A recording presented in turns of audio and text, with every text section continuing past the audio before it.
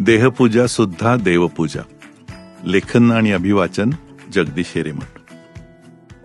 आपल्या आध्यात्मिक बैठकीच्या देशामध्ये आपली शिकवण अशीच असते की आपण देवपूजेला अग्रस्थान देतो. हे नश्वर शरीर विसरून केलेल्या देवपूजेतून आंतरिक शक्ती मिळते आणि मोक्ष प्राप्तीचा मार्ग खुला होतो, हे आपण लहानपणापासून ऐकत असतो. आत्मा चिरंतन असतो, देह तात्पुरता, हेही आपल्या कानावर पडत असतं. आमच्या मेडिकलच्या पुस्तकात मात्र शरीर आणि मनावर भाष्य असतं, पण आत्मा हा शब्दच नसतो.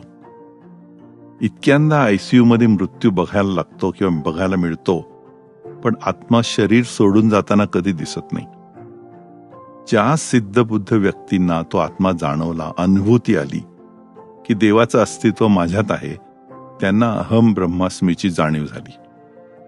सामान्य जनांना देवापर्यंत पोचण्यासाठी ओढ असतेच. त्यांना धर्म, प्रार्थना या मार्गाने परमेश्वरापर्यंतचा मार्ग या सिद्ध पुरुषांनी दाखवलेला आहे. हा मार्ग आहेच आणि त्याने वाटचाल करायला सर्वांना अधिकार आहे. निसर्गाने आपल्याला स्पर्श, चव, गंध वगैरे 5 सेन्सेस दिलेले आहेत. त्यांचाच स्वीकार करून राहणे हाच कदाचित निसर्ग नियम असावा. ज्या निर्मात्याने हा देह आणि मन निर्माण केले त्याची काळजी घेणे म्हणजेच त्या निर्मात्याला सन्मान दिल्यासारखं, त्याला मानाचा मुजरा करण्यासारखं नाही का? देव देहात देहात काहो जाता देवळात, तुका म्हणे मूढ जना देही देव का पाहना, असं तुकाराम सहज म्हणून गेले होते त्या काळामध्ये.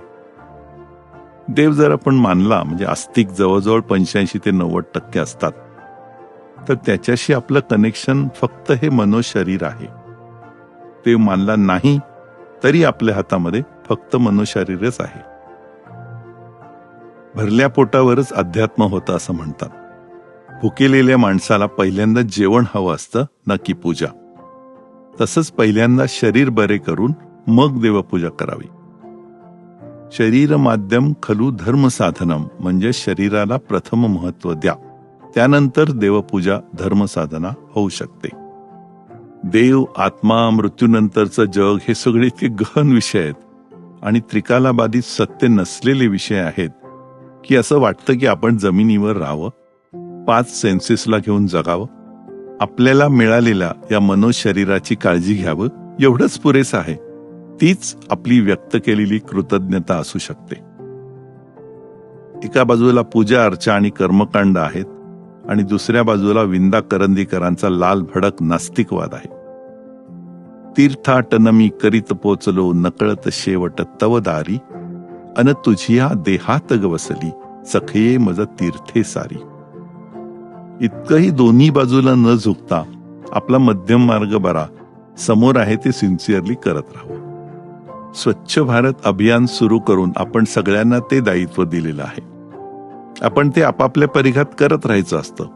ते नीट अंमलात आणणं एवढंच आपण करायचं आहे. आपल्याला काही रोज रिपोर्ट दिल्लीला पाठवायला पाहिजे असं नाही. तसंच देहपूजेचं आहे. निसर्गाने दिलेल्या मनोशरीराचं पालन फक्त करत राहायचं. हिग्स बॉसन हा गॉड पार्टिकल आता युरोपमध्ये शोधला गेलाय म्हणे.